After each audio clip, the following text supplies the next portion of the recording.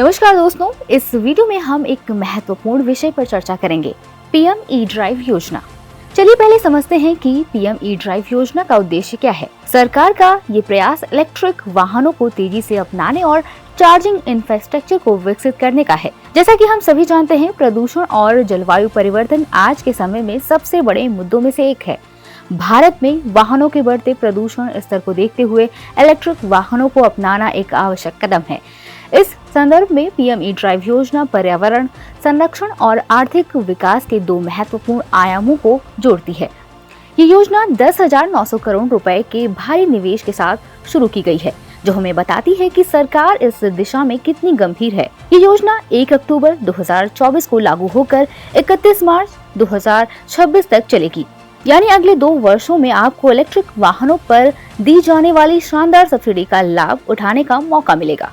ये अवधि महत्वपूर्ण है क्योंकि ये योजना भारतीय नागरिकों को एक सस्ती और प्रदूषण मुक्त परिवहन विकल्प प्रदान करती है।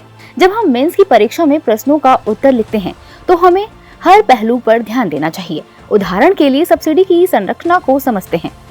पहले साल में आपको बैटरी पावर के आधार पर 5,000 रुपए प्रति किलोवाट घंटा की सब्सिडी मिलेगी, जबकि दूसरे साल में ये घटकर 2,500 रुपए हो जाएगी। ये सब्सिडी इलेक्ट्रिक 2 व्हीलर, 3 व्हीलर, ई एम्बुलेंस और ई ट्रक जैसे वाहनों के लिए उपलब्ध होगी। इन आंकड़ों का विश्लेषण करते हुए आप ये भी देख सकते हैं कि ये नीति भारत की अर्थव्यवस्था में स्थानीय निर्माण को बढ़ावा देने का भी एक तरीका है।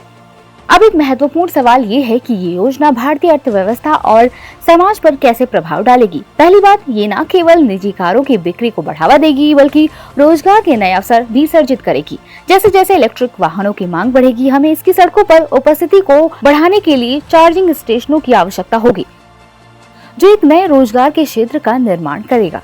ये मेक इन इंडिया के दृष्टिकोण से भी मेल खाता है, जहां घरेलू निर्माताओं को बढ़ावा दिया जा रहा है।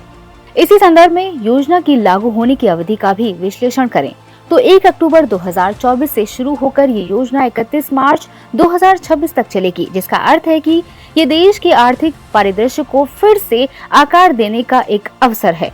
खास तौर पर त्योहार के समय जब लोग नई गाड़ी खरीदने के लिए प्रेरित होते हैं, ये योजना उन्हें इलेक्ट्रिक विकल्पों की ओर भी आकर्षित कर सकती है।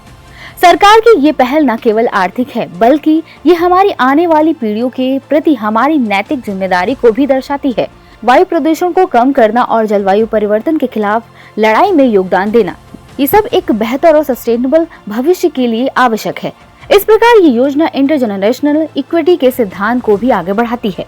अब एक महत्वपूर्ण पहलू है, सरकार ने इस योजना को और भी सरल बनाने के लिए एक मोबाइल ऐप लॉन्च करने की योजना बनाई है।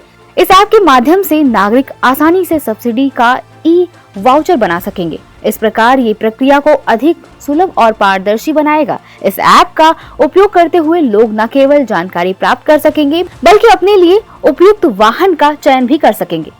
तो दोस्तों, हमें कमेंट करके बताइए कि आप इस योजना के और किन किन पहलुओं पर चर्चा करना चाहेंगे। अगर आपको ये वीडियो उपयोगी लगी हो तो कृपया इसे लाइक करें और हमारे चैनल धे टीवी को सब्सक्राइब करें। धन्यवाद।